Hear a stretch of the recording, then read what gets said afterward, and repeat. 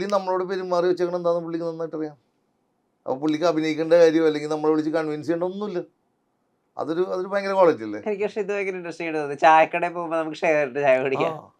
അതൊക്കെ ഇപ്പൊ ഇവിടെ എൻ്റെ അടുത്ത് പറഞ്ഞു, ചേട്ടാ എൻ്റെ മറ്റേ ഒരു സെക്കൻഡ് ഹാൻഡ് പോളോ കണ്ടിട്ടുണ്ടായിരുന്നു പുള്ളിക്ക്.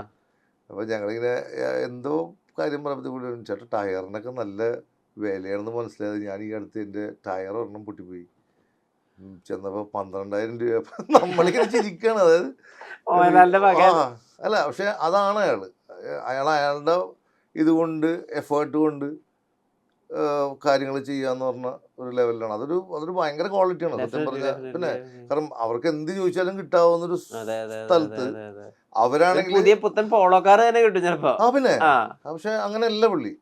അതും എനിക്ക് തോന്നുന്നു ഇപ്പൊ അതിൻ്റെ അകത്ത് ഈ സൂചിച്ചിട്ടും എല്ലാവരും അവരുടെ മോൾഡ് ചെയ്തേക്കണം അങ്ങനെയാണ്. അവരൊന്നിനോടും അറ്റാച്ച്ഡ്. ഇപ്പൊ ലാലേട്ടനായാലും അങ്ങനെ തന്നെയല്ലേ, ഒന്നിനോട് അറ്റാച്ച്ഡ് അല്ല പുള്ളി. പണത്തിനോടോ അല്ലെങ്കിൽ ഭയങ്കര അങ്ങനെ ഒരു അറ്റാച്ച്മെന്റ് ഇല്ല പുള്ളിക്ക്.